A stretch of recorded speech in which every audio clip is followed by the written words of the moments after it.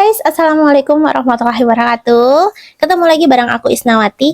Nah, di video kali ini saya ingin membahas tentang petunjuk khusus pelaksanaan seleksi simulasi mengajar. Nah, teman-teman semua yang saat ini sedang menanti-nanti untuk proses seleksi simulasi mengajar, tonton videonya baik-baik ya.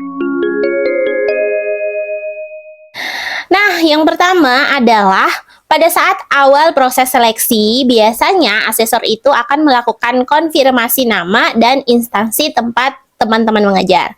Nah, di sini dia akan menanyakan, misalnya asesor akan menanyakan nama ibu siapa, bekerja di mana, dan sekolahnya. Kemudian nanti kita juga akan suruh untuk memperlihatkan KTP kita. Jadi teman-teman siapkan KTP-nya sedini mungkin. Jadi nggak perlu harus keluar lagi ngambil KTP. Itu akan memakan waktu buat kita dan memotong waktu kita nanti ketika kita melakukan proses simulasi mengajar. Jadi sebaiknya teman-teman menyiapkan KTP-nya. Kemudian sudah siap banget nih KTP-nya nanti diperlihatkan sama asesor. Yang kedua adalah peserta diwajibkan untuk memilih salah satu topik mengajar yang tersedia. Nah, di sini disesuaikan dengan mata pelajaran dan jenjang melalui, nanti aku sematkan di sini tautannya. Kalian bisa lihat di situ apa saja sih untuk simulasi mengajar pendidikan guru penggerak. Yang ketiga adalah topik mengajar untuk guru mata pelajaran bahasa daerah, TIK, dan agama bisa dipilih berdasarkan kurikulum yang digunakan pada sekolah-sekolah masing-masing ataupun jenjang masing-masing. Jadi, 3 mata pelajaran ini tidak ada di topik yang di tautan yang saya sematkan tadi. Tetapi kalian boleh memilih topik-topik sesuai dengan kurikulum yang digunakan di sekolah teman-teman semua. Yang keempat adalah guru mata pelajaran bahasa asing atau bahasa daerah wajib menggunakan bahasa Indonesia dalam memberikan instruksi pembelajaran. Nah, teman-teman semua, di sini kita bisa menggunakan 80% bahasa Indonesia dan 20% bahasa daerah atau bahasa asing. Yang kelima adalah peserta mempersiapkan hal-hal berikut. Jadi, ada beberapa hal yang harus kita persiapkan ketika nanti kita melakukan simulasi mengajar. Yang pertama adalah rencana pelaksanaan pembelajaran atau RPP. Nah, di sini RPP yang kita buat durasinya adalah 10 menit dan dicetak rangkap 2 untuk diserahkan kepada asesor pada pelaksanaan seleksi.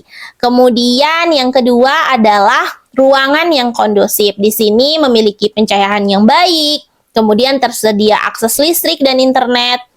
Di sini karena kalau misalnya ruangan yang kita sediakan itu tidak kondusif, maka asesor itu juga bisa menghentikan seleksi karena bisa jadi tidak cocok dilakukan di pelaksanaan simulasi mengajar ini. Jadi tolong teman-teman menyiapkan ruangan yang kondusif, tidak di tempat umum atau yang terlalu berisik. Nah, kalau saya lalu sih di ruang kelas. Nah, itu ruang kelas di saat siswa-siswa udah pada balik gitu. Udah pada pulang, kita bisa menggunakan ruang kelas tersebut. Kemudian yang ketiga adalah alat dan bahan yang diperlukan untuk simulasi mengajar. Contoh nih, misalnya RPP, papan tulis kecil atau kertas putih yang besar, alat peraga, spidol, penghapus, dan lain-lain sebagainya. Kalian bisa siapkan itu. Dan yang terakhir adalah komputer, laptop, atau perangkat elektronik lainnya akan dibutuhkan pada saat proses simulasi mengajar. Nah, yang keenam adalah simulasi mengajar ini akan berlangsung secara singkat selama 10 menit, teman-teman.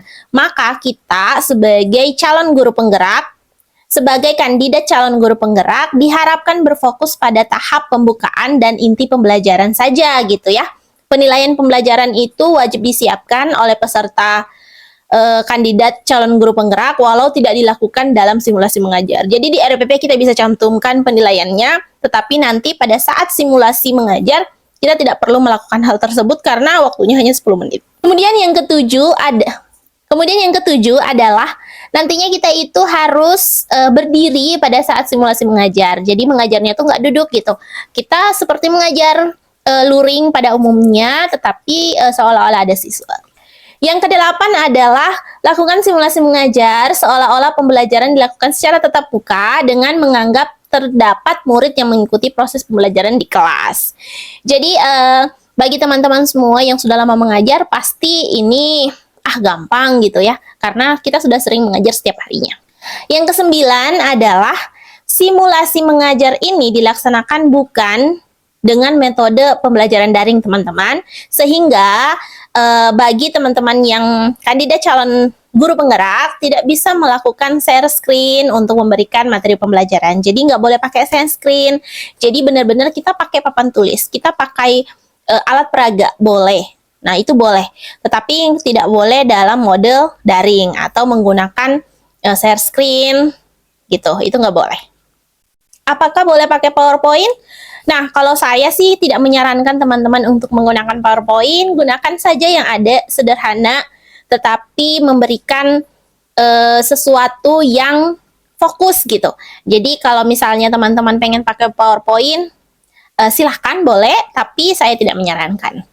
Yang ke-10 adalah pada nanti akhir sesi simulasi mengajar akan ada sesi tanya jawab teman-teman selama kurang lebih maksimal 6 menit. Nah, di sini para kandidat calon guru penggerak akan menjawab beberapa pertanyaan yang diajukan oleh tim asesor. Apa saja sih pertanyaannya? Bisa jadi kalau dulu saya pengalamannya adalah ditanyakan apa sih kekurangan ketika kamu melakukan simulasi mengajar. Jadi kita jawab aja, mungkin kita gugup atau bisa jadi kurang maksimal ketika memberikan pada saat simulasi mengajar. Terus apa sih kelebihan kalian pada saat simulasi mengajar? Nah itu yang ditanyakan kepada saya.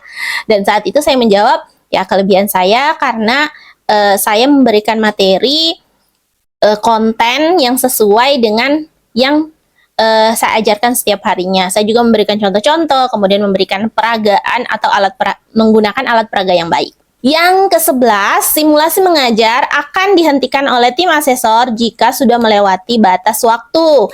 Nah, jadi teman-teman semua, maksimalkan 10 menit itu benar-benar harus dari mulai kegiatan awal, inti, kemudian akhirnya sedikit. Yang penting semua tercakup dan ringkas, padat, dan jelas gitu.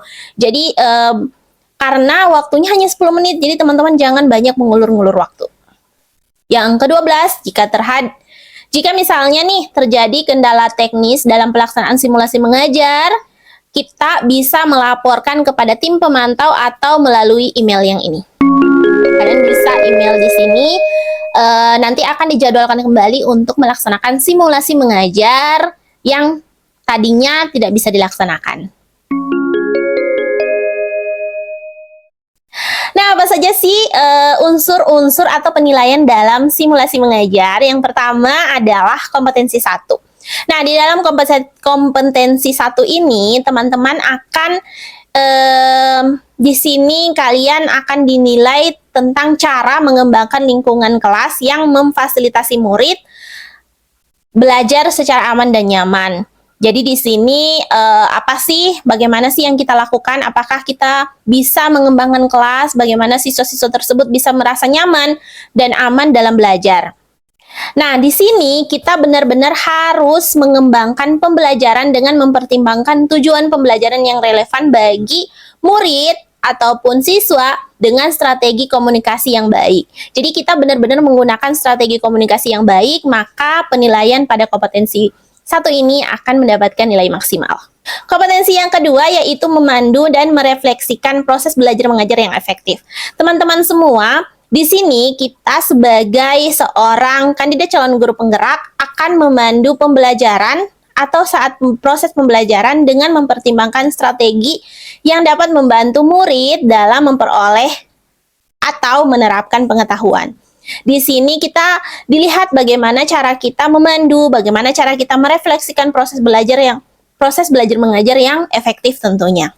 Kompetensi yang ketiga adalah menunjukkan kebiasaan refleksi untuk pengembangan diri atau biasa disebut dengan self-regulated learning. Nah, teman-teman semua, di sini kita sebagai kandidat calon guru penggerak melakukan refleksi diri terhadap praktik pembelajaran yang telah dilakukan. Nah, di situ tadi pada saat tanya jawab dengan asesor. Jadi ketika kita ditanya apa sih kekurangan kita, ya jawab aja sesuai dengan apa yang sudah kita laksanakan pada saat simulasi mengajar. Jangan teman-teman merasa bahwasanya simulasi mengajar yang teman-teman lakukan itu sudah sempurna. Jadi pasti ada kekurangannya dan itu kalian bisa ungkapkan. Dan yang kompetensi yang keempat yaitu mendesain proses belajar mengajar yang efektif.